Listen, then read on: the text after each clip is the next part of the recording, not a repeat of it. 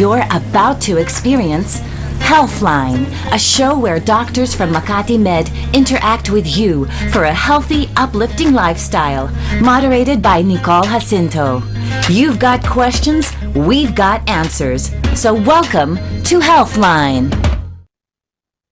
Hello, everybody, and welcome to Healthline with Makati Med. I'm your host, Nicole Jacinto. Thank you for joining us for this episode. It's episode 6, and our topic today is oncogenics.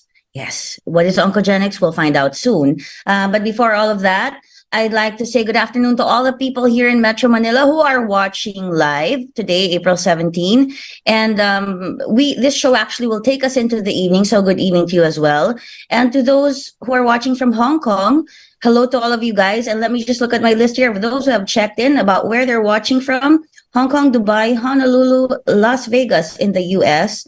And since you're all in different time zones, good morning, good afternoon, and good evening to all of you. And whatever time you watch this, actually, because I want to remind you that we are not only live on radio on 𝗛𝗲𝗁𝗁 8:10 a.m., that's 8:10 a.m., Radio Bandido. We are also live on Radio Bandido TV. The channel depends on your locations, of course. We are on DigiTV channel 29.3. And also, we are on Facebook. Go to the 𝗛𝗲𝗁𝗁 8:10 a.m. Facebook page, and you can watch us there. You can repeat the show as many times as you want, or all the shows as many times as you want, because there is much to learn.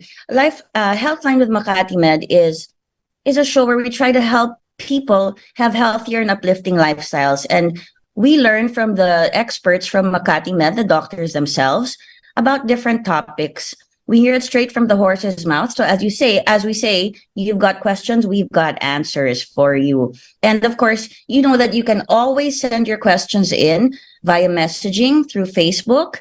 And you can also see us on YouTube. Of course, we also are on YouTube Live. And of course, you can also continue streaming the episodes from there. Okay, so our topic for today, as I said, is oncogenics. What is oncogenics? Well, stay tuned so that you can find out. And for our guest for today is Dr. Frances Victoria F. Kezh, and she is a medical oncology specialist with a focus on cancer genetics and genomics. Okay, good afternoon, doctor. Hi, good afternoon. Hi.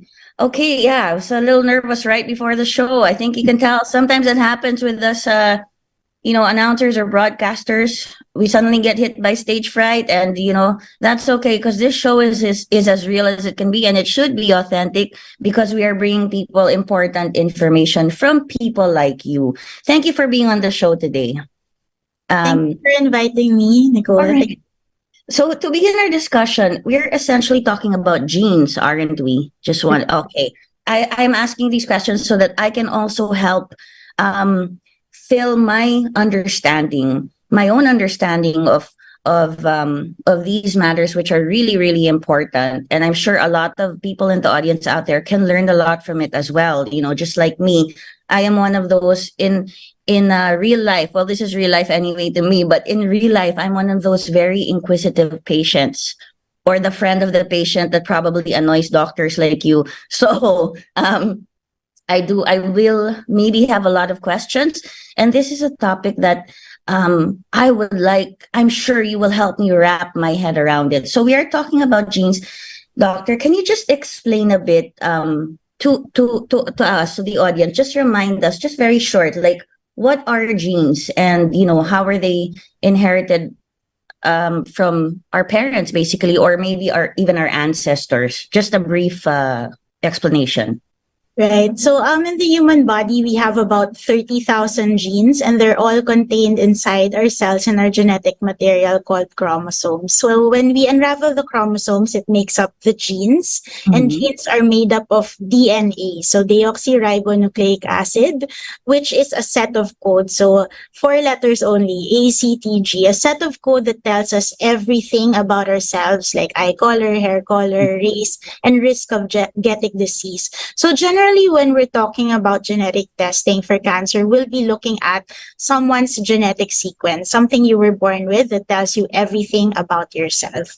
And talking about inheritance, you asked about how we get these genes. Now, so of course, we all have parents. We all have two copies of certain genes. Like we have cancer protection genes, for example, and we have two copies of these. So when mom and dad have a child, one copy of the gene from dad goes to the child, one copy of the gene from mom goes to the child. So generally, if they carry any gene that harbors like a high risk of getting cancer, then there would be a 50% chance of every kid they have to get that cancer. So, or rather inheriting that gene that causes cancer. So the inheritance pattern generally is about a 50% chance with every child that they have.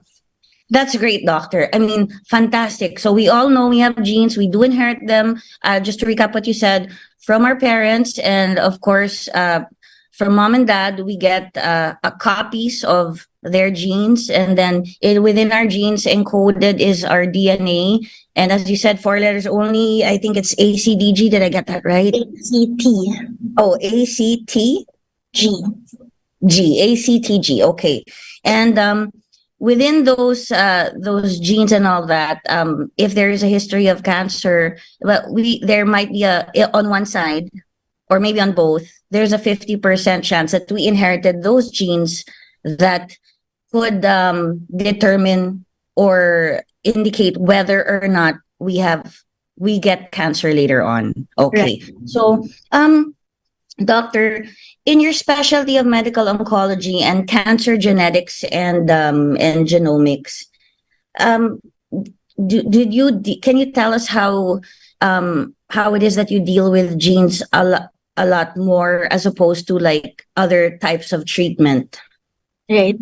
So lately, with all the research and technology that we have available, we are able to determine that cancer is actually a very genetic disease, if you would say. All cancers would be caused by changes in our DNA that will lead cells to mutate and to grow uncontrollably and cause tumors and cause cancer.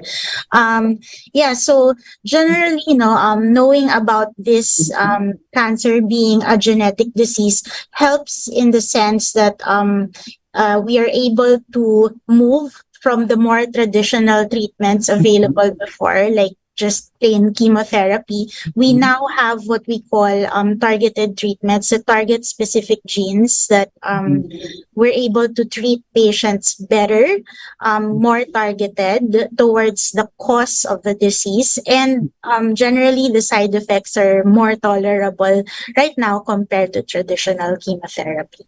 That's great, doctor. We'll circle back to that later. But before that, I'd like to ask you since we're talking about oncogenetics, can you tell us what are oncogenes and how do they contribute to the development of the treatment of cancer? Okay, so simply put, oncogenes are cancer protection genes. So basically, their job is to protect us from getting cancer. And some people are born with faulty or mutated copies of these genes. So they're generally not protected from getting cancer. So how do they contribute to the development of disease? So knowing that you have a higher risk of getting cancer because you've already have inherited a faulty or mutated copy of these genes, it's important to find out if you have that or not, because it helps to develop like treatment options for those who've already been diagnosed with cancer. And on the other hand, it also helps to screen their family members to be able to institute measures to decrease their risk of getting cancer. So it helps also in the preventive sense, knowing that information. Doctor, I just want to see if I'm getting this correctly. Oncogenes actually are a type of gene that we have in our body that are supposed to destroy cancer, or like their protection against cancer. They protect us from getting cancer. But when they get mutated or undergo changes, like let's say from one of our ancestors or a parent or a grandparent or something like that, we can inherit the gene that has already mutated. Right. So they're faulty and they don't do their job of protecting us from getting cancer. And that basically makes your risk higher of getting cancers as you go through life. Okay. Doctor, can you tell me if my sort of basic understanding of this is correct? You know, cancer spreads, right?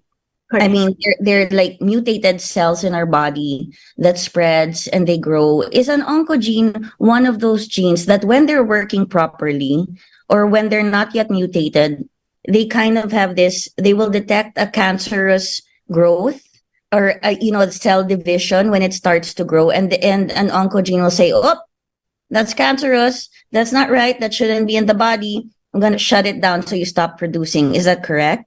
Exactly correct. Okay. So yeah, So- the oncogenes will tell the cells that are not how you say properly developed.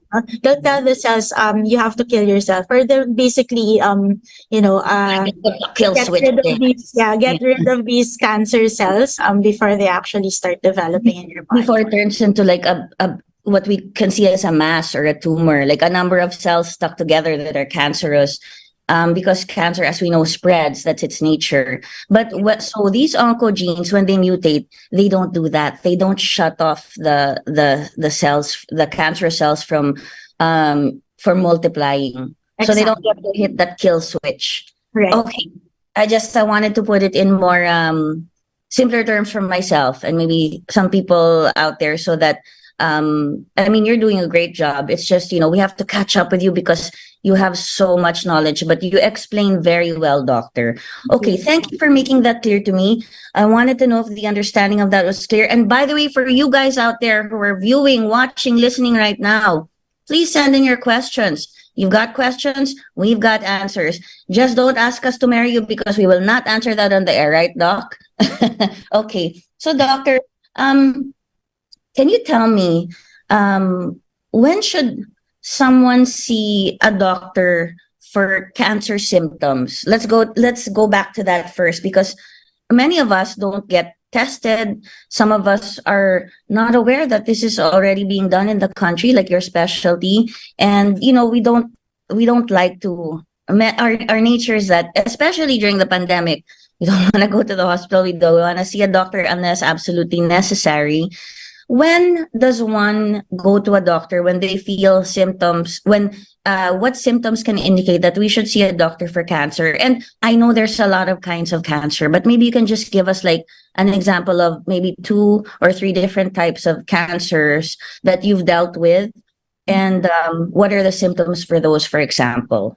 Okay, so I would give an example, I guess, for the most common cancer among women would be breast cancer. No? So all women actually that have reached 18 years old, you should be doing your own self-breast examination at least like every month. Ideally, you should also be seeing a doctor at some point for a clinical breast exam. But let's say that's not available. Of course, if you feel any lumps in your breast, if you notice any wounds, skin changes, bleeding, discharge from the nipple, these are all signs that you should go see your doctor. For breast cancer, though, we do have guidelines that tell us that we should go for breast cancer screening. And for the general population, all women should be going to get their own annual mammogram starting from age 40. That is based on guidelines, but of course we know that that's not generally implemented in the Philippines because we don't have a universal healthcare screening system in place yet. Like for example, the US or Singapore. In Singapore, for example, the moment a woman hits 40, your doctor will not stop calling you until you do the mammogram. So that's something that we also want to have sana here in the Philippines available. But generally, I mean, it's prudent that someone does their own self-breast examination and be aware of the symptoms of, say, breast cancer. Now, there are other cancers, the more common ones, like, for example, colorectal cancers. No? So, any problems with your bowel movement, like having alternating constipation, diarrhea, definitely any presence of blood in the stools is something that should be a cause of concern. And these are also signs that you should be going to see your doctor. On the other hand, we also have cancer screening guidelines for colorectal cancer. And this is that we should be doing colonoscopies or at least a stool blood test by the time you reach age 45 to 50. Now, that's for the general population. Of course, these guidelines now based on age will change if someone has a high risk syndrome, a hereditary cancer syndrome. So the age that you do these screenings would be much younger. So it changes. But for general population, these are the most common guidelines that we follow. Thank you, doctor. Okay, so just to recap what you said, one example that you gave us is that symptoms of breast cancer. If you have any changes in the skin, you said, if you notice any lumps, whether you do a self-examination or a doctor examines you or someone else examines you, could be anyone, then, or you have bleeding from the nipple, then you should get a screening, you should go see a doctor, and because those are symptoms. Is pain also a symptom in breasts? Yes, it could be, although it's quite common for females to get pain when they're about to get their period. No? But yes, if it's something persistent, definitely it should be a cause of concern as well. Can I ask, doctor, for those who are listening and not watching, also those who are watching, I can sort of do it.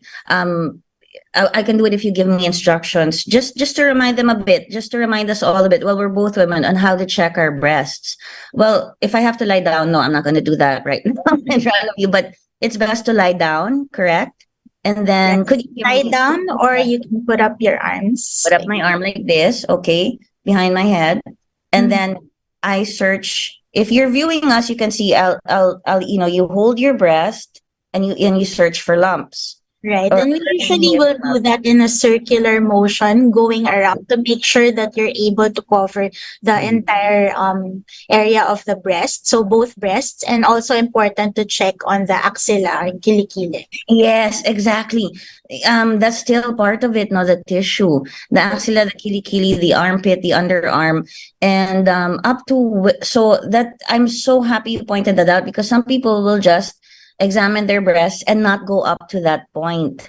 But as we've seen in cases before, or people that we know, apparently the tissue there is also affected. And as for those who are listening, so you've heard the doctor say, you raise your hand, put it behind your head. You can do that, or you can lie down and still put up your arm, like you're saying, I surrender, like that. But with your other hand, you touch your other breast and you palpate it. So you touch it in a circular motion to make sure you don't miss anything that's off. And then just to recap what you said, doctor, about a common cancer, which is colorectal cancer.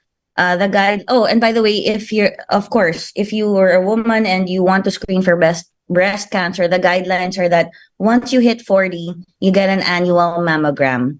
Can I ask you, doctor, there's a mammogram and there's one where it's an ultrasound where they take an ultrasound of your breast. Which one is better or more?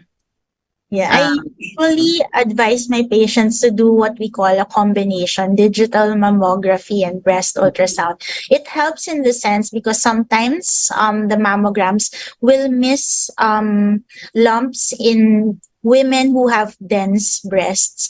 So the ultrasound helps as well. It's quite common for Asians to have dense breasts. So it's important to have better modalities. And besides just doing the plain mammogram, you may also add on the breast ultrasound. There are also modalities like breast MRI, which we would recommend for those who have higher risk of getting breast cancer as another way to screen. And then later, let me circle back maybe to the breast cancer when we talk more about your practice, and genetic testing. And just to be clear, when you say dense, it's like it's more solid, meat, not so fat. I guess the term in Filipino would be more like siksik because generally Asians would have smaller breasts, but they're more dense, so masiksik the breast tissue. It's not like because we also have fat in our breasts, right? That's why whenever I lose a weight, I'm like, oh, why do I have to lose the fat from my boobs and not the fat from my stomach? But yeah, that happens. For others, it's a combination. But yeah, mas siksik. We have more in that area. So as you said, maybe the combination of the mammography and the ultrasound mammography is more helpful to detect, to be very sure. As for colorectal cancer, which you touched on earlier as a common cancer, between the ages of 45 to 50, it's recommended that you get a colonoscopy. Okay. And unless, of course, you're exhibiting signs already, or you have a history, a family history before that, if you're younger, because as you and I know, doctor, all types of cancer, breast or colorectal, they hit people at different ages. I mean, there have been a lot of young women who have had breast cancer in their 20s, and a lot of both men and women who have had colorectal cancer earlier on. And by the way, men get breast cancer too, no? Yes, not as much as women, but they get it also. Okay. And the symptoms for colorectal cancer are, well, definitely if there's blood in your stool, in your poo-poo, then you have to get that checked. I mean, it could be anything. And the two tests that you recommended are, it's not just getting a colonoscopy, but also a stool sample. Yes. So it's either going for a colonoscopy, that's usually done every 5 to 10 years, depending on the findings, and a stool occult blood test. So you just submit a sample of your poop, and then we'll look if there's blood. And if there is, then that's the time that you need to really go for a colonoscopy. Okay.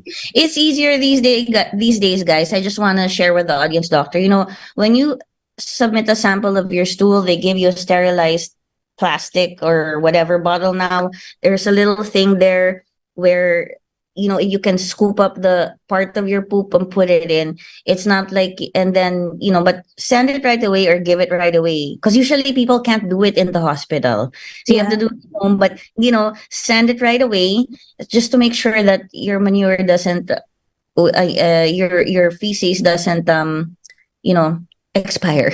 It might be like, if you send it 2 days later, there might be other kinds of bacteria in there that that they might detect. And then also for the colonoscopy, I just want to remind people out there and share with them that I've had one. It's very scary at first. A lot of people are not comfortable with it, but the doctors in a place like, for example, Makati Med will make sure that you talk to the doctors, ask all the questions you want. They're very understanding. You will be sedated for that procedure, so you're not going to be awake during that procedure, and you won't really feel anything while they are doing the colonoscopy. I've actually seen a colonoscopy being performed. I'm not going to say where, because I'm not sure if I was supposed to be in the room, but I was allowed to be in there to observe one. And you might find out good news too, because I know of someone who would always have like alternating constipation and diarrhea. And when this person finally got it checked out, it just so happened that this person has what they call a very roomy large intestine. So then, okay, no problem. But then that's why they said, come back in 10 years. Okay, so thank you, doctor. Just reassuring our friends out there that these things you're saying and the reminders, it's not always gloom and doom. And it's our conversation today and our discussion and your practice has a different take on detecting cancer, treating it, and maybe preventing it. But doctor, before we get to the other questions, we'll just pause for a break for some reminders for our audience. There's also a lot of information about Makati Med that the reminders will give us. And remember, if you have any more questions about Makati Med, you can always go to the Makati Med website or the Makati Med Facebook page, or you can always call Makati Medical Center. Okay, doctor, let's just pause for a break, and everybody stay tuned. The conversation is just about to get really exciting and really informative. We'll be right back. You're listening to DZRJ 810 AM. We'll be right back after these reminders.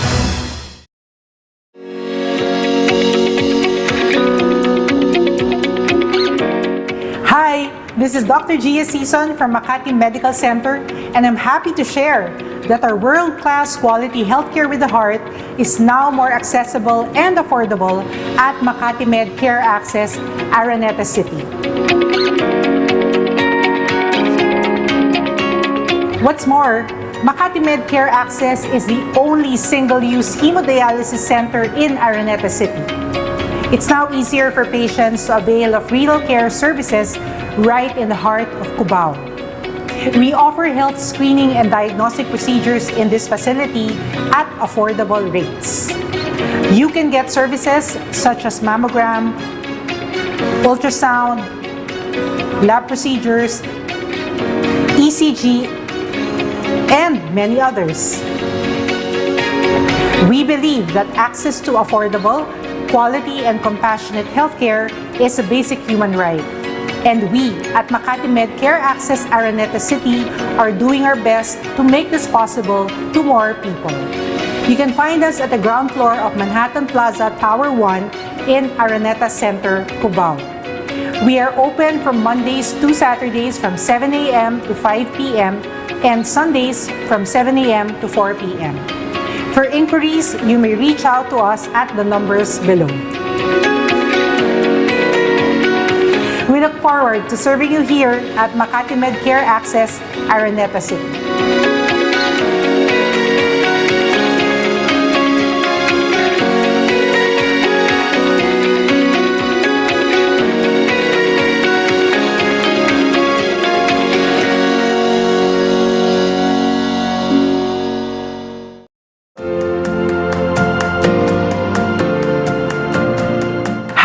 This is Dr. 𝗛𝗶𝘁𝗵 from Makati Medical Center, and I'm happy to share that our world-class quality healthcare with the heart is now more accessible and affordable through Makati Med Care Access at 𝗂𝗶𝘁𝗵𝗹. Available for outpatient care services, our 𝗂𝗂𝗶𝘁𝗵𝗹 site offers consultation and diagnostic procedures such as medical assistance, hospital admission assistance, blood pressure monitoring, laboratory tests, and X-ray, among others. This is really convenient for those residing in Makati and nearby areas who do not want to go to the hospital to have these treatments and procedures done. We believe that access to excellent quality and compassionate healthcare is a basic human right, and we at Makati Med 𝗂𝗂𝗶𝗵𝗹 are doing our best to make this possible to more people. We are open from Monday to Saturday at 8 a.m. to 5 p.m. at the third floor of 𝗂𝗂𝗶𝗵𝗹 in Makati City. For inquiries, you may reach us at these numbers. We look forward to serving you here at Makati Med Care Access 𝗂𝗂𝗶𝗵𝗹.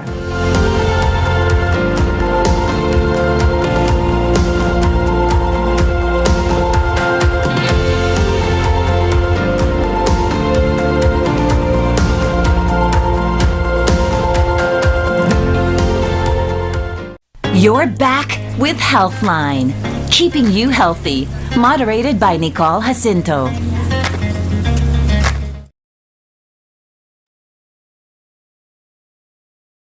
Oops, I was muted. Okay, hi everybody. Welcome back to Healthline with Makati Med. I'm your host, Nicole Jacinto, and you may have caught me taking some notes down right before I get back to my conversation with Dr. Frances Victoria F. 𝗂. Dr. 𝗂, once again, I want to thank you for being on the program. And thank you for sharing your time and knowledge with us on this Monday afternoon here in Manila, and whatever time it may be, and anywhere else where anyone is viewing this, and at different times when they view it. Thank you so much. What you're doing as a doctor is really a service by being here, because we get the answers straight from you. And these are important topics. These are important things. We all want to know them because we have all, I guess, in some way at this point, not just heard of cancer, but know someone or know of someone in some way it has touched many people or scared many people or given pain to many people. So to all those out there who have suffered from cancer, who are suffering from cancer, or who know people who are suffering from cancer, this show is for you, as well as for the others out there who want to learn so much. So Dr. 𝗂, May I ask you the next question of we're talking about, by the way, our topic is oncogenics, and Dr. Ke is a medical oncology specialist. Once there's oncology, we know that means cancer. A doctor who treats cancer, medical oncology specialist, and she is cancer genetics, and she's specializing or focusing on cancer genetics and genomics. Okay, so all right. So doctor, when we talk about cancer, we've talked about the genes, how we inherit them, and what oncogenes are supposed to do, which is to shut off the cancer from the cells that are cancerous from dividing. But when they're mutated, they don't get to do their job. Therefore, the cancer gets to spread and grow. You reminded us, you explained, you gave us some symptoms of two kinds of cancer, which are very common, of course, for women, breast cancer, but some men also get breast cancer. And also for the colorectal cancer, which a lot of people do get or have gotten, and a lot of them have survived it as well, and a lot have not. So, doctor, can you tell us how lifestyle factors and environmental exposure affect the expression of oncogenes, and how they affect it into the development or progress of cancer? Yeah, I would say lifestyle and environment exposure actually plays a very important role in cancer development. I would say about 90% or majority of cancers are what we call sporadic, meaning that it happens by chance, and it's really a combination of several factors. The number one factor that causes cancer generally would be age, because people are living longer lives nowadays. And Okay. combined with that would be the environment. So your lifestyle, diet, smoking, alcohol intake, oral contraceptive use, Yeah. viral infections like hepatitis B or HPV infections, chemical exposure, etc. I guess you can also add on stress among Yes. the things Yes. that's happening today, pollution. So Yes. all of these things combined together now will cause most cancers. The thing here is that if you already have a faulty or mutated oncogene, which means you have a higher predisposition or risk of getting cancer, combined with all these environmental factors, parang the risk of really getting cancer would even be higher, and you may manifest at younger ages. And I think that's also why we are seeing a lot of people getting cancer nowadays earlier in their 20s, 30s, 40s, compared to before. It's something that you see in like older people. So definitely lifestyle and environment plays a big role and will cause most cancers. Okay, so just to recap what you said, lifestyle and environment, it's about 90% of what, environmental exposures. It's about 90% of what causes cancer, or for cancer to come out and be expressed. I mean, it's, in a sense, everyone may have cancer cells, but it will not grow or spread into actual cancer unless it's agitated, or pushed a certain way. Please correct me if I'm wrong, doctor, jump in anytime. And you said, can we focus on one of the things you said first? You said one of the things that plays a factor is age. Why is that? Is it because your body starts breaking down at a certain point, or is there a Yeah, particular... pretty much. Pretty much, okay. So, of Current course, pair, I would say.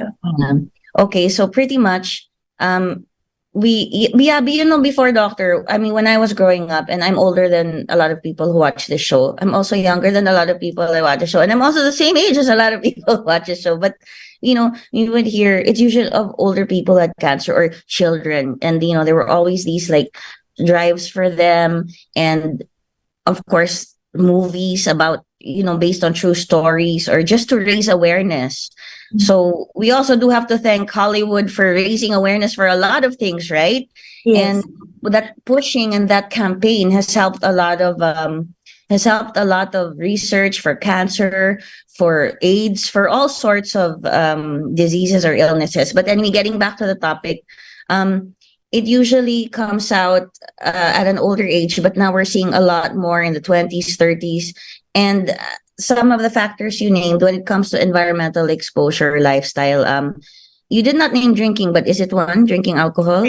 Yeah, Could- smoking and alcohol intake, yes. You mentioned smoking. Smoking what? Smoking cigarettes, smoking cigars, smoking marijuana, All of the above. all of the above. Okay. Even Yeah. because in other countries, marijuana is legal and it's medicinal. So Mm-hmm. even the medicinal marijuana, just asking. I would say, yeah. I mean, Yeah. it depends on whatever form. Actually, marijuana as a medical adjunct, no, to treatment, there are different forms. There's like oil, candy, ganyan. So I mean, there are safer ways to get your treatment. Yeah, I In heard countries where it's legal. yes. I heard when something is when you burn something, it's kind of more dangerous. Like even because with these how about e-cigarettes? Oh Part yeah, of- definitely. We Yeah. actually see more cases of cancers nowadays, or even lung problems caused by vaping, which is Mhm.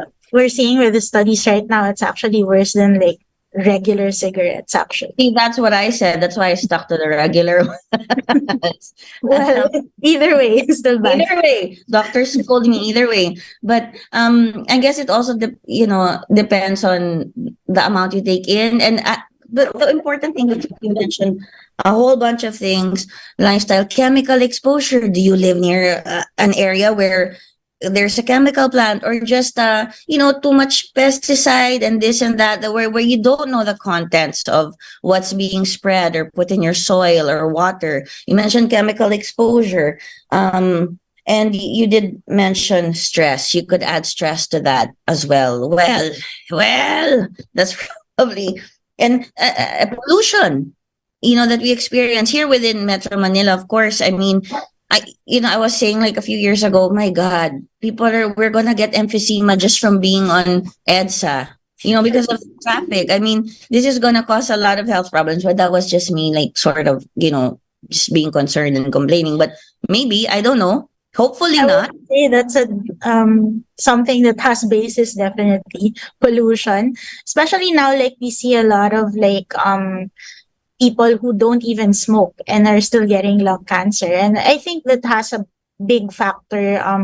Pollution has a big factor to play with us. There are people who don't smoke and they also don't inhale secondhand smoke, but they get lung cancer. I do know of someone, he was very, very, very healthy, and he would like diet himself and eat healthy stuff all the time and have like one glass of wine an evening, because he heard it was heart healthy. He would not, he was really very measured, very precise, very disciplined. He would wake up early, sleep early. He would exercise, like he would bike, he would play golf, and he got lung cancer and he didn't survive it. So it was, and nobody around him smoked and he didn't smoke. So it was just very troubling, like I don't think he could have done maybe any better to take care of himself, except for maybe he was very stressed out about situations. Anyway, okay, doctor, before I head to the next question, I just have to read these things. These are questions from that we have gotten from Facebook viewers. And also some greetings. Good afternoon po, ma'am, from Roel Berrioso Sanchez. Good afternoon din sa inyo. Hello, Nicole from Marjan G-San. Hello, Marjan G-San. Thank you so much for tuning in. Every time, these people are great people. They calm me down. If you want to de-stress, talk to these people. Okay, there's a question here from Marie Beth. If the mom has history of breast cancer, at what age does her daughter start to have her mammograms? Okay. Usually if we have a family history of cancer, like I mentioned earlier, right, we start at age 40, general population guidelines. But if you see someone getting cancer younger, we would recommend like 5 to 10 years younger than the youngest family member who was diagnosed with cancer. So for example, if you have someone who's been diagnosed with breast cancer at age 38, then I would recommend starting doing mammograms from, say, 25 to 30 years old from like all her female family members. There's another question here, doctor. Can men also get breast cancer? Yes, we did answer that earlier already. Yes, okay. How often have you actually seen it, doctor, in your practice? Yes, I have. I do see a lot of these patients. It's very uncommon actually, but I see them because any male who is diagnosed with breast cancer should automatically be referred to the genetics clinic to find a hereditary cancer. So this is the type of patient I see. Okay. And can let's say it's breast cancer because it seems to be a very popular topic. I mean, today it's coming out in these questions. When you get if you have the genes that give you breast cancer, or sort of just make you prone to it, as you said, it doesn't automatically give it to you. You have a 50% chance of getting it. Any type of cancer, no, if you inherit it. But some people will say, oh, because you got that from the mother, or oh, because you got that from the father. So if it's breast cancer, it could come from either the male or the female, right? The mom or the dad. Yeah, that's one of the misconceptions that we really see a lot, that people will only think, oh, it's only the girls. But actually, the males can also present with the same genes that increase the risk of breast cancer. It's what we call hereditary breast and ovarian cancer syndrome. So a certain gene called BRCA1 and 2, that increases the risk of getting breast cancer as the most common manifestation. But they can also get ovarian cancer, prostate cancer, male breast cancer, pancreatic cancer, and skin cancer. So actually, it's a constellation of several types of cancers, but breast cancer is the most common manifestation. So that's one misconception, really, that it's just females who are affected. No, it's not. So it's important to get everybody involved and informed about this. I'm glad you cleared up that misconception for us today, doctor. I mean, the misconception that if you're male, you're safe from all of these. It's not just the females who get it. Plus, second, can you stop blaming the females for the diseases you get? It feels like medieval times where, oh, I didn't have a boy, it's the woman's fault. No, it's actually the male who gives the Y chromosome to add to the X to have a, to have a male child. Okay. Thank you, doctor, for clearing that up for us. And you mentioned the BRCA1 and 2 genes. Can I ask you a little bit more about that? Because that was very popular a few years ago. There's this, I guess everyone had their opinion, or it wasn't exactly a controversy, but there was a conversation about it. Women who have the gene sometimes choose to, and we can circle back to how you discover this later on when you talk about the test that you take for your that you deal with in your specialty of oncogenics and the cancer and genetics. Women like, let's say Angelina Jolie, she was such a popular figure, and she even wrote a piece about it because so many people were talking about it. So she said her own piece as well. She had both breasts removed before the cancer manifested itself. Is this a type of treatment, in your opinion? Oh, yes, definitely. So, with Angelina Jolie, so we could actually say she's our poster girl for cancer genetics, because with her sharing having the BRCA1 mutation, it really helped a lot of people in terms of awareness about these genes, about genetics in general. And I would say, yes, it is definitely an option for those who have these high-risk genes, because it decreases the risks of getting breast cancer, for example, by about 90%. For those who do prophylactic mastectomy, or removal of both breasts. She also opted to do removal of both ovaries and fallopian tubes, and that also decreases the risk of getting ovarian cancer by about 90%. So it's really such a great risk reduction that is super important for those people who carry these high-risk genes. Thank you, doctor. I also was really applauding her at the time. I mean, I already admired her for acting, blah, blah, blah. When nobody knew her name, I happened to see her in a TV movie. I was like, this girl's going to win an Oscar. And she did. So many people had their opinions, and a lot of them happened to be men. They were like, oh, why would she do that? Or why would anyone want to do that? But the thing is, hearing it from you and hearing someone from your specialty, hearing it from you, saying that she is your poster girl, that raised awareness about cancer and genetics, and oncogenics, and having her breast removed. It's a preventative measure, but it is a form of treatment, isn't it? Right. Okay. And it reduces the risk of getting breast cancer by 90%. And since she had both ovaries removed and fallopian tubes as well, uterus, did she? I don't know. Never mind. But we're not sure if she had a full hysterectomy. Okay. Maybe we should ask her if she could only notice our show and call in. No. But the ovaries and fallopian tubes also reduces the risk of developing cancer or like ovarian cancer or cancer in your fallopian tubes by 90%. I do know someone, doc. Okay, I have to ask you about this. She was diagnosed with breast cancer and her ovaries were always kind of giving her problems since she's a survivor. She's okay now, no? Pero she only had cancer in one breast. And then she decided to have a mastectomy. She wanted to get a double mastectomy. I think maybe she had, taken the BRCA, the test for it. And then she also eventually, like, she wanted to remove her ovaries already because she knew, and she didn't want to have to go through the same treatment step by step by step, like in every part of her body. And, it took a while. Then when the ovary started acting up, that's when they removed it. But they refused to remove her other breast. Isn't it the patient's choice?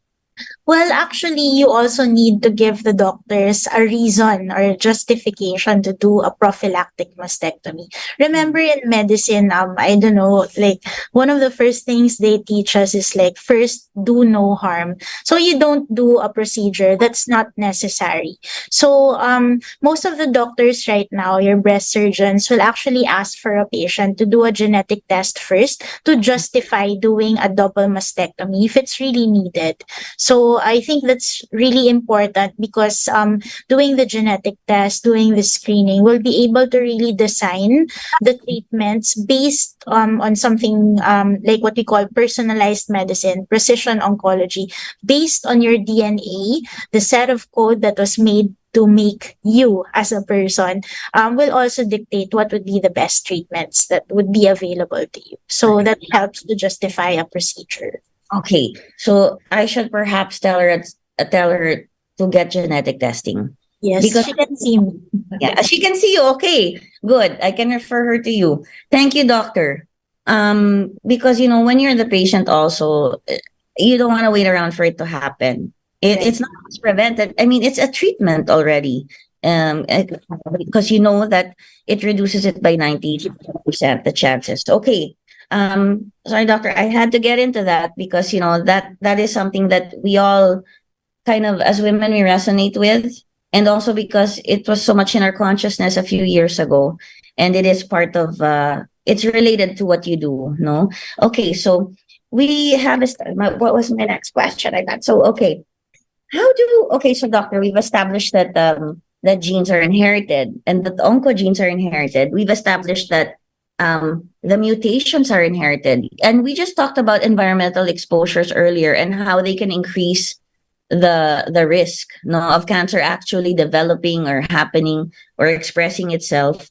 When, let's say, could it happen that, okay, my question is actually, how do inherited genetic mutations impact the development of cancer and in terms of cancer treatment? I cannot see what I wrote. Okay, but anyway, because we mentioned the environmental factor, this is so fascinating for me, so please excuse me if I'm like a nerdy little student asking questions, also the audience, but it's really really really interesting and informative, and doctor here is such a light and nice professor, if you will, in the class. Okay, and keeps us awake. Doctor, the environmental risk factor that we talked about earlier, just have a question. So it can happen to you now, no? What we talked about was how it can affect you now if you already have the genes, the mutated genes. Could it be like, let's say right now, you and your generation, you don't get affected, but then you get affected and your gene mutates and then you get cancer. Like, could you pass that on to future generations? Yes. So it could be that we had an ancestor that didn't really have these mutations, but they got environmental exposure to like chemicals, coal, everything na lang, during the industrial age. And then their genes mutated and they got sick of certain types of cancer, and then that's when it happened that they passed on the gene. Right. I would actually say like in the olden days, people die when they're 30 or 40. Like if you read yeah, history, right? But when you're 40, you're like really old. So these people don't really manifest with cancers because we see that cancers manifest when you're older. So I would say that's probably why cancer wasn't that common in the olden ages, I guess. Because other things were more common, like infections, TB, diarrhea, cholera, those things were more like causes of death, right? But right now, because we have better sanitation, better health, we're living longer. So we see people living they're like what, 80, 90, 100, right? And that's really one of the reasons why we're seeing cancer more, because we're living longer lives. But yeah, it's super important also that we know that these genetic mutations would probably have come from somebody down the line, right? And knowing that you have like a genetic mutation will really impact a patient's risk of getting cancer. Now, to answer your question, like I would say, like, for example, for breast cancer, all women have a risk of getting breast cancer, about 12.5% lifetime risk by the time you reach 70, just because you're female and you have breast tissue. So all women have that risk. But if you carry a faulty copy of, say, BRCA1 and 2 genes that increase the risk of breast cancer, your risk goes up about 50-60%. So it's definitely higher than the general population. But the lifetime risk is not 100%, meaning that if you carry the gene, the faulty gene, it doesn't mean you'll automatically get cancer, but your risk is much higher. Now, there are other gene mutations that confer 100% lifetime risk. I guess we don't have time to go through that, but there are certain very rare mutations that if you carry that gene, you'll definitely get cancer, but it's not as common. So generally, yeah, we'd say that still, environment and how you live your life and how old you are will generally give you the idea if you'll get cancer. Thank you, doctor. So we're talking about these inherited genetic mutations and how you just explained how they impact a person's risk for developing cancer. It doesn't always mean you'll get it, but there are certain cases where 100% sure you'll get it. But as you said, you may not have time to go into all of that. Can I ask you, how are these mutations identified and monitored? Because this goes directly to your practice. Exactly. So how do we identify? So generally, it's doing a genetic test. No? So we look at the DNA that someone's born with, and it includes like some of the most common genes that increase the risk of cancer, like for breast cancer, colorectal cancer, etc. And actually, it's quite simple to do the test. So we collect blood. So usually it's just one tube of blood. And I also send a sample of saliva, so a tube of saliva. And there are many ways or many places where you can have the tests done. So we do have some local labs that do the test. But in my practice, I send out to another country. So we can send out to like the US, Singapore, Europe, etc. So just choose which platform you want to do. So generally what I do is to send out to another country and I get the results in about 2 to 4 weeks. So it's quite simple to order the test. I do want to emphasize though the process of actually getting to the point of doing the genetic test is that you still need to see a doctor before that. So ideally, the patients should do what we call genetic counseling.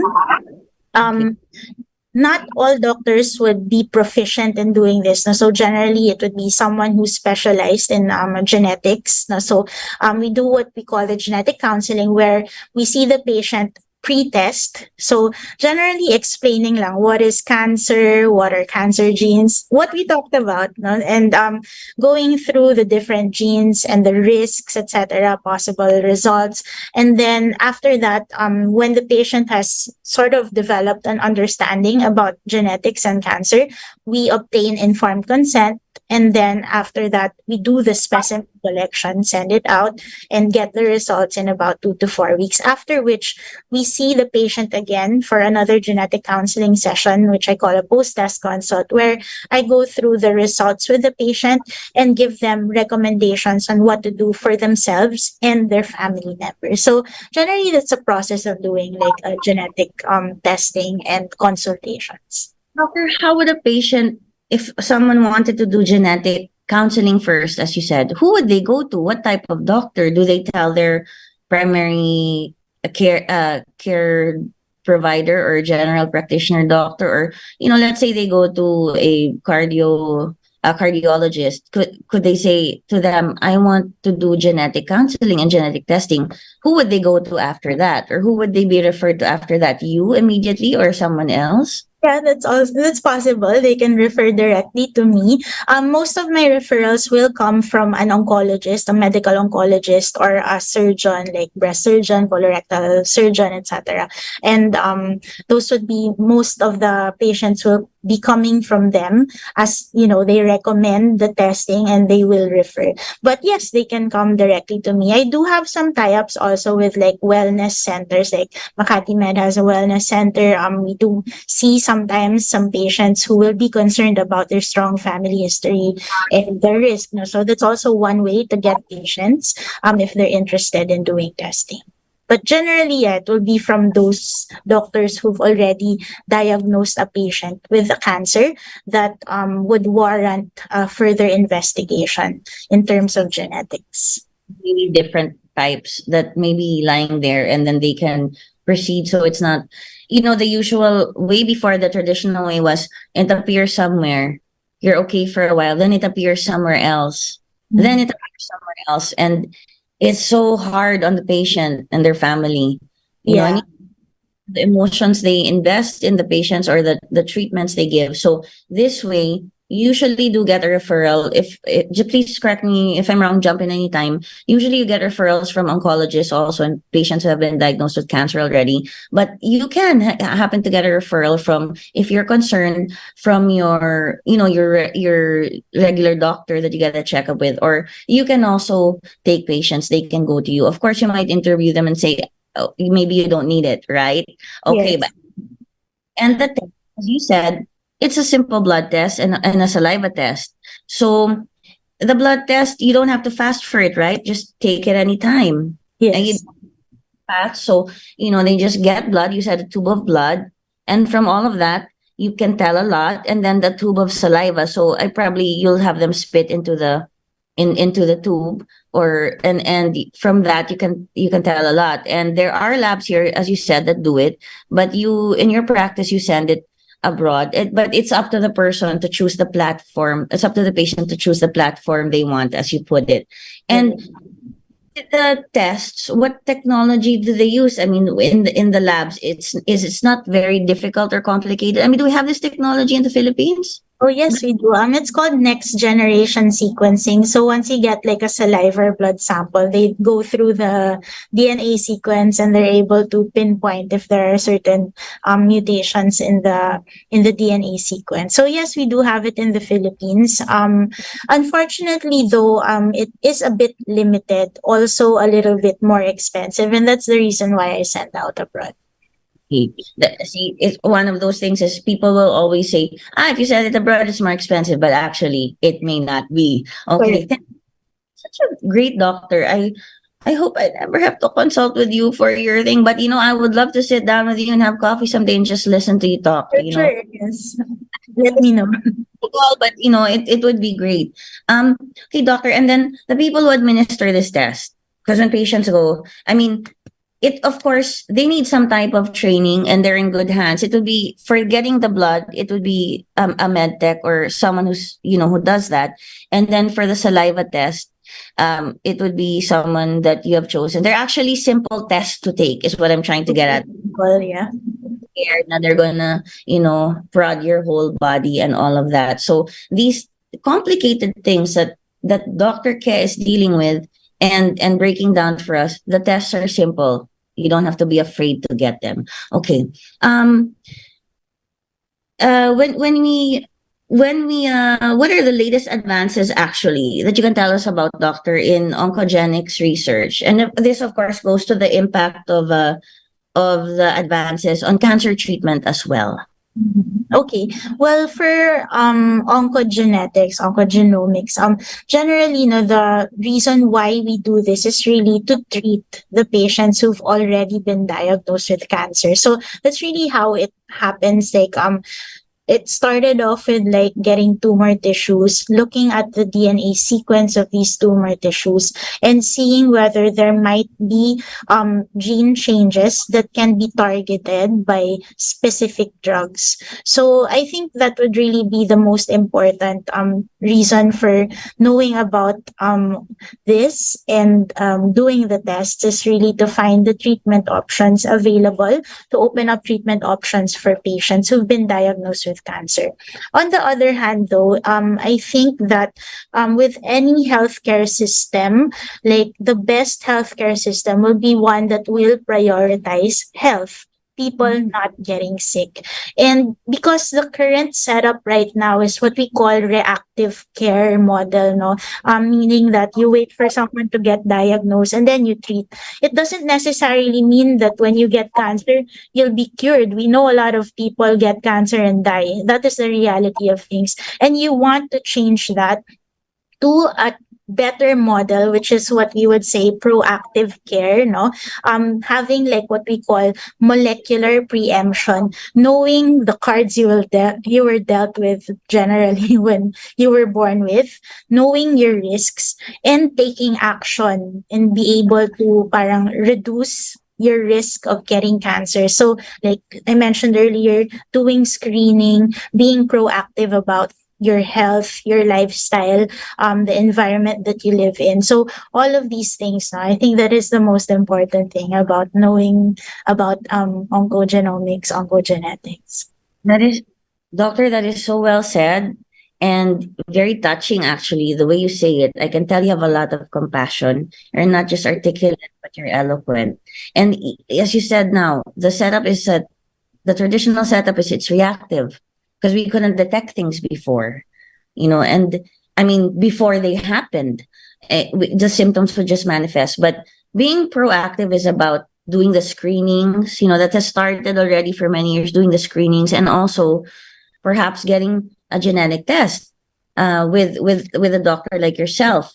And, earlier you mentioned the thing is you target specific cancers, or getting the tests can help you target with specific medicines, Right. specific illnesses with specific medicines. And because a lot of people, who have had cancer will say, I didn't want to take the chemo because it destroyed my good cells as well, because it was poisoning not only the bad cells but the good cells.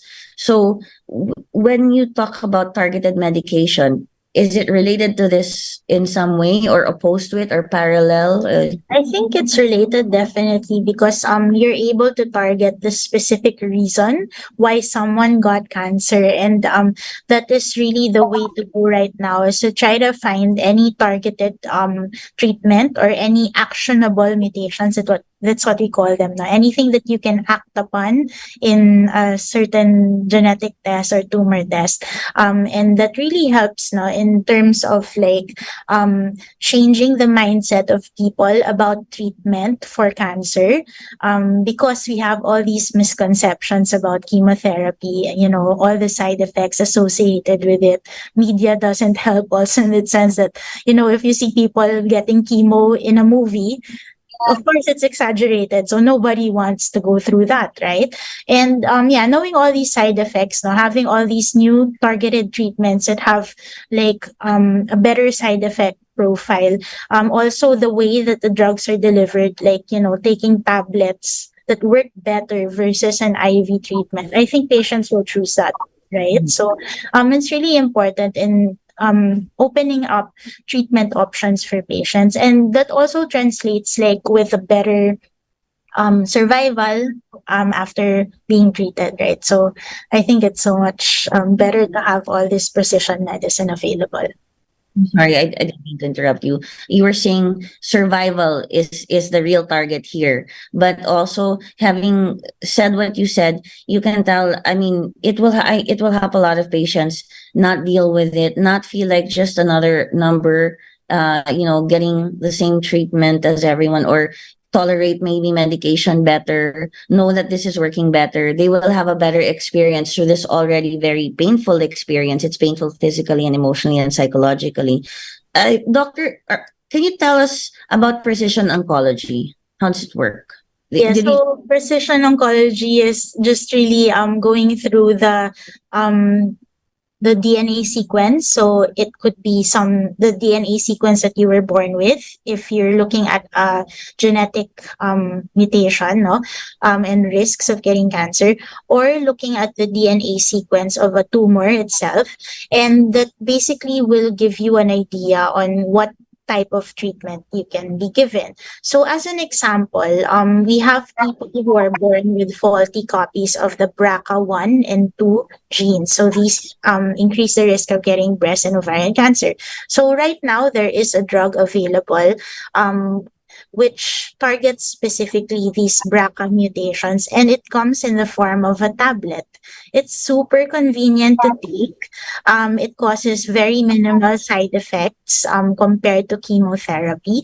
And in terms of like response for the patients, they respond better to these drugs. So I think that's a good example of how precision oncology would work for those who've already been diagnosed with cancer. It also helps aid in prognosis. Like, for example, when you're finished with your treatment, you have surveillance, right? You need to do scans every so often, monitor if you don't have a recurrence. So it also helps the doctors know what organs to focus on. For example, should you just be focused on the breast, or should you also be looking at other organs like the ovaries, fallopian tubes, pancreas, etc.? And also it helps again in identifying unaffected carriers, no? Looking at the family members. I think like with anybody who's had a family member diagnosed with cancer, you also look at yourself and parang think like, hey, do I have a risk of getting cancer as well? And I think that's super important for family members, that you're not like, sitting down and just waiting, oh my God, when am I gonna get cancer? No, because you can do something, like I mentioned, proactively, like really trying to know your risk. And you can also take measures like, when is the right time to do a mammogram? Should you follow general population guidelines? Should you do it earlier? Should I do other things that can decrease my risk of cancer? Are there any medications I can take to decrease that risk of cancer? Are there procedures like what Angelina Jolie did, removal of both breast and ovaries? Can I do that to decrease my risk of cancer? So it really encompasses a lot of things in terms of treatment options, prognosis, and screening. And generally, I think it's really to shift that current model of reacting to a diagnosis, and rather going through, a proactive care, where you're able to maybe design something that is best for your own health based on your own DNA. You make your own plan based on what you have. Right. You proactively approach it, and it's not, I mean, it's, of course, it's always good to practice the general rules or guidelines for staying healthy, and in this case avoiding getting cancer, or treating it, if you have it. But as you said, I love that you use the word design, because it's like you make your own plan based on your own genes and what you have. Doctor, there is this actually this is true in one family. Okay, one brother died of lung cancer. He never smoked, and he was the one I told you about earlier. No, super exercise, discipline, all of that, and the sister died of pancreatic cancer. The other one of stomach cancer. So it's different types of cancers that we're seeing manifesting, or in every sibling. No, and they died like within 2 years of each other. Like all of, like, first this one, the next year, shockingly, the other one, and then like the next year, the other one. And after that, the other members of the family were saying, even in joking, okay, who's next? Is this a roll call? But fortunately, we haven't heard of anyone else in that family in the generation getting it. But what about the children?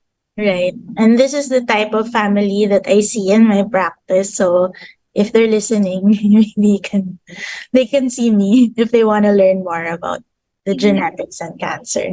The niece of the uncles or aunts of these people who, you have two aunts and an uncle who died 3 years in a row. Can they come and see you? Yes. I have your number later. Okay. Okay. Actually, we have a lot of comments and questions. Okay, people, I'm sorry. I'll get to them now. Here, there's a text question. How can we prevent getting cancer? I guess just general from Ilona. Okay. I guess, doctor, just a few more tips for Ilona. Thank you, Ilona, for being patient. I know we may have answered your question already, but maybe doctor can just has a message for Ilona. How can we prevent getting cancer? So generally, it is living a healthy lifestyle. I would say, don't smoke, minimal alcohol intake, get your vaccinations. So there are certain vaccinations that will also decrease risks of getting cancer, like hepatitis B, HPV vaccines. Of course, a healthy diet, more fruits and vegetables, less red meat, less barbecues, less junk food. And then while getting yourself screened as well. So as per general population guidelines, we do have recommendations to do mammograms from age 40 and colonoscopies from age 45 to 50. You may also add on to that doing pap smears starting from age 21 for anyone who's sexually active. So these are just like general guidelines for anybody, to try to keep up with a healthy lifestyle and to do cancer screening. So these are ways to prevent cancer. So, doctor, pap smears, you should only get them all the time if you're sexually active, or even if you're not sexually active? You're not, then no, it's not really recommended. All right. So, and then, okay, we have another, I guess, comment here. Okay. Hi, Nicole. I super love your show. Doctor, thank you, because it's people like you who make this show what it is. My sister and my family who live in Honolulu, they're watching you even before you started, even before you started your health show. You helped my dad by preventing getting heart attack. Thank you so much, Elisa and Rosa's family. Thank you, Elisa. I just want to greet you. I feel funny when I read that stuff about myself, Elisa, but it touches my heart. And I want to pass that on to doctors like Dr. Ke, who share their time and effort and information, their knowledge with all of us. And then we have questions from FB, from Facebook. Hello po, Doc. May I know which type of cancer can most likely run in the family due to genetics? This question is from 𝗛𝗶𝗁. Yes, so the most common cancers that we see would be breast cancer and ovarian cancer.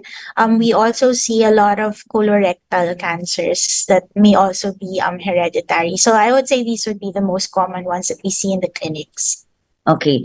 So 𝗛𝗂, it's breast cancer, ovarian cancer, and colorectal cancer that are the most common ones, and that the doctor has seen in the clinics in her practice. So thank you for the question, 𝗛𝗂. Here's another question. Hi, Doc. Any food we can avoid that can trigger cancer? Jessie Ramos. I guess the unhealthy foods, or is there like one particular food that really triggers it?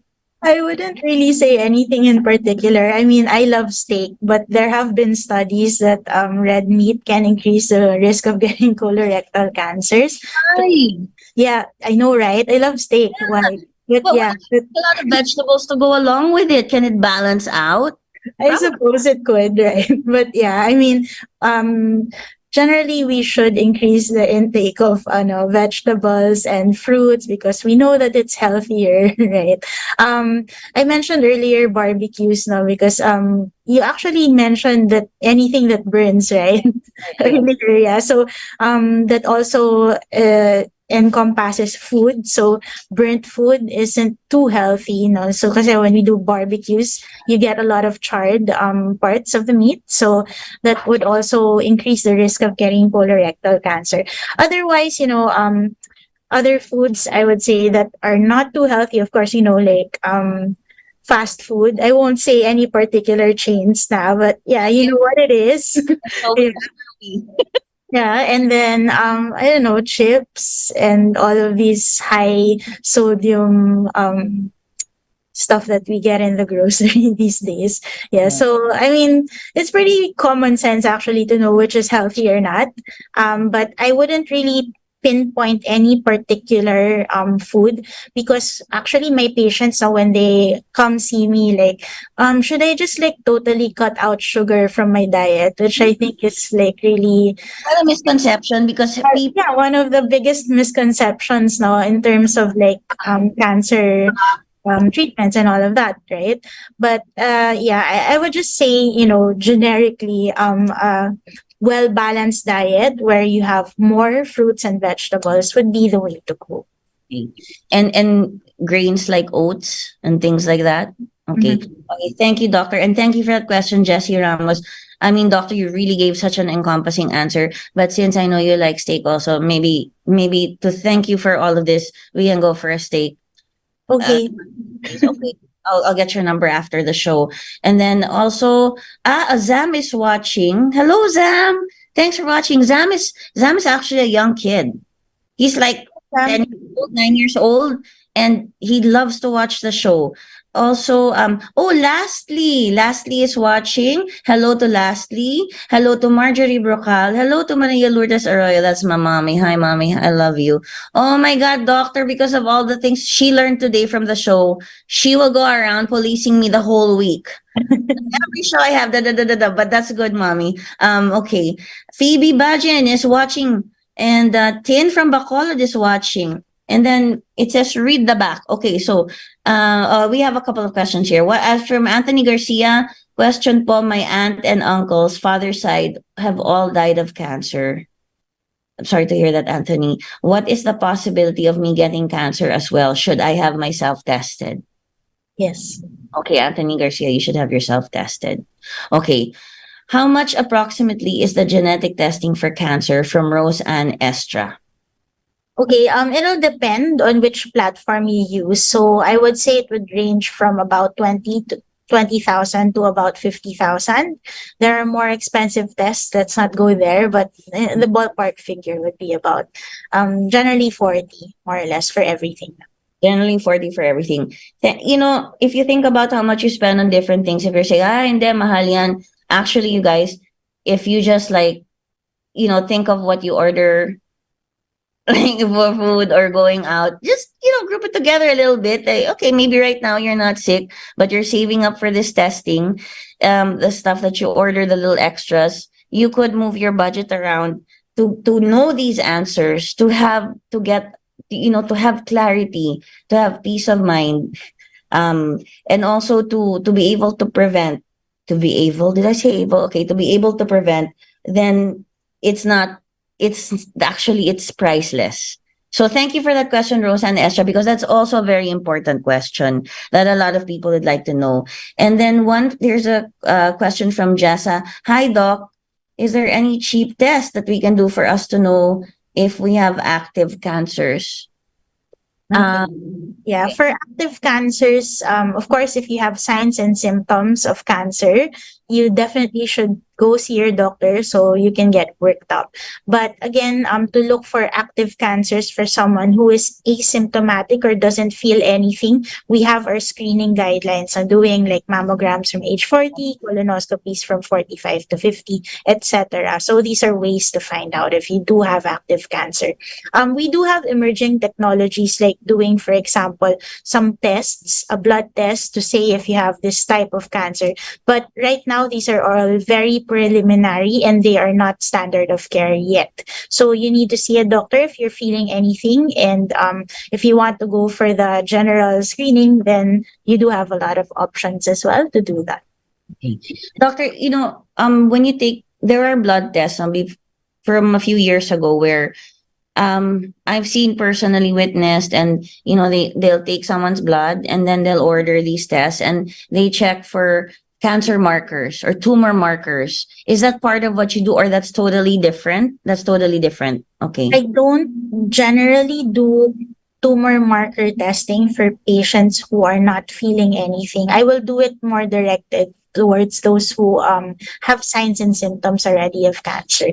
So doing a routine blood test that will do these tumor markers is not really warranted. It's not recommended. Okay, It may also cause more problems. Just to give an example, I did get a referral recently of a patient who did all these tumor markers, and some of them turned out to be elevated. And when we did all the workups for cancer, actually it didn't come out to anything. It just amounted to more stress, anxiety, and extra expenses. So it's really important that you follow the recommendations in terms of screening guidelines, and that doesn't include doing tumor markers routinely. So, doctor, when these tumor marker tests came out, okay, as you said, somebody got tumor marker tests or and was referred to you, and then you did all the workups, and it caused a lot of anxiety for the patient. Turned out patient didn't have cancer, and you did the genetic testing for peace of mind. I guess I'm just guessing. You're not divulging anything. It's me. I'm just guessing here, and then you can step in if I'm terribly wrong. You don't have to say anything if I'm right. You don't have to confirm or deny. Yeah. So when you get these tumor marker tests, I just want to make it clear that tumor marker tests are not something that you do. They're different from genetic testing, because a lot of people have already heard of tumor marker test. Suddenly remember that, no? And a lot of us have gotten them as well. And as you said, the tumor markers come out high, but apparently they're not. So what do you think of tumor marker testing, actually? You don't have to answer that question if you don't want to. Well, it can be non-specific, especially if you're not feeling anything, no? So anyone asymptomatic, just for routine, wala lang, I feel like doing it, right? It's not recommended. But of course, like, let's say you have bleeding in your you have blood in your stools, you have abdominal pain. Yes, that's a time that you do all these tumor markers, like what we call CEA, embryonic antigen. So that may be elevated for colorectal cancers, and it gives your doctor an idea that, hey, I should do a workup for a colorectal cancer. That is where this situation of doing a tumor marker will be useful and will be directed.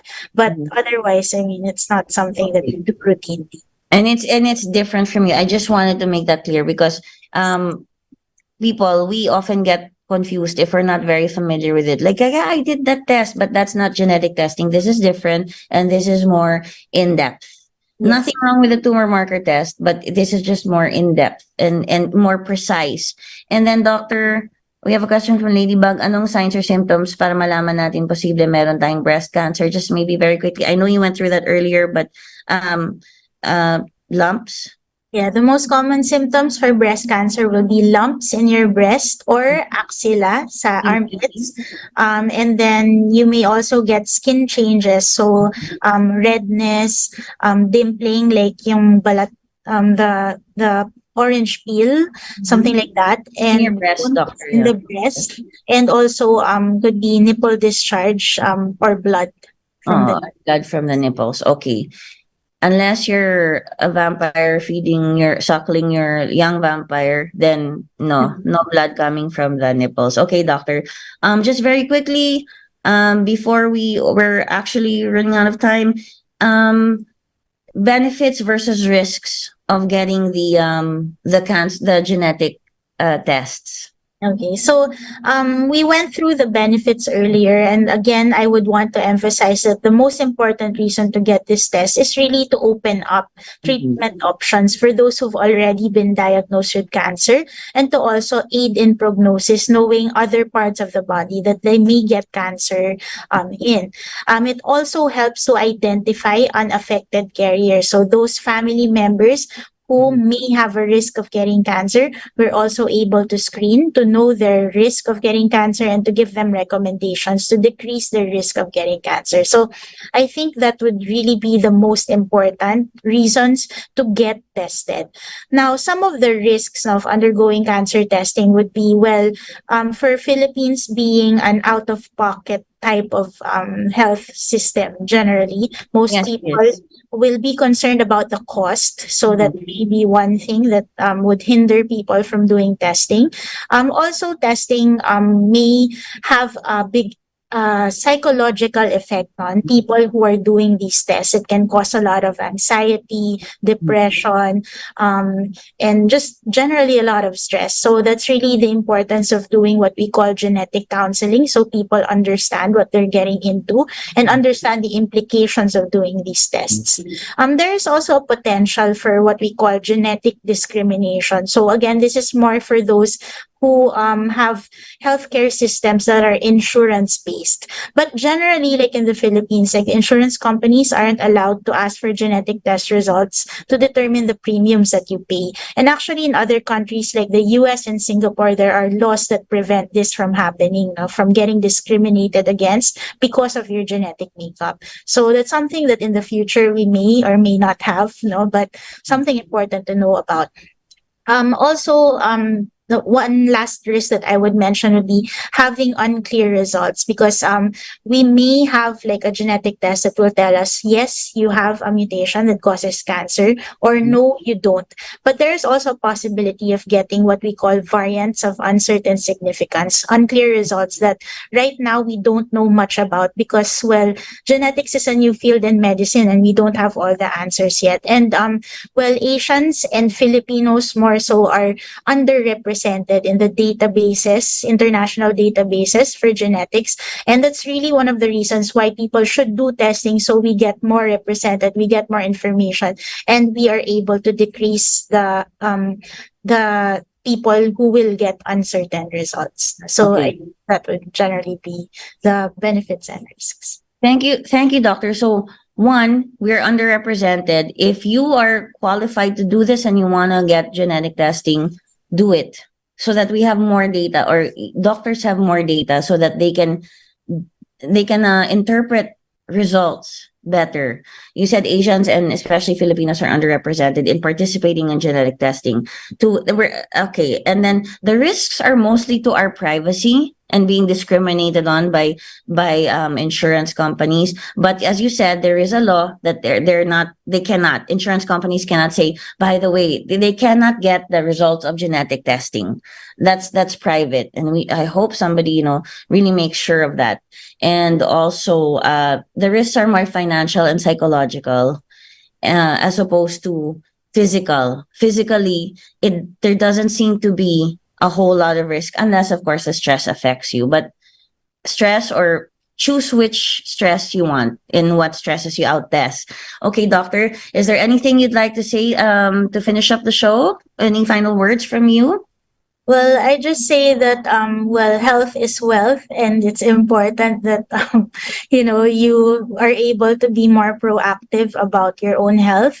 There are ways to do that, and genetic testing would be one of them. So, if you do know someone who has a personal history of cancer, a strong family history of cancer, or have like rare types of cancer that would warrant testing, it's important that they see their family doctor or oncologist, and definitely can inquire about genetic testing and seeing whether this would be right for you or not. Would you like, if people would like to get in touch with you, should they just call Makati Med, or do you have Yes. any other? Okay, just call Makati Med, which is 888-999. I'll get confused with must have put an 8 before the other 8s. Okay. Thank you, doctor, for being on the show. Thank you very This much. has been great for me. If you can just hold on there as we say bye to the people, so that I can just talk to you for like 30 seconds after we go off the air. Thank you to the DZRJ team. I'd like to say hello to Jean Alberto, and I guess I have a whole roster of people I'd like to say hello to, but you guys know who you are. I'll just greet you again next week, because we are out of time. just for this show, but you're never out of time to get better and healthier. Thank you for being our guest today, Dr. Ke. You have educated me. You schooled me, Doc.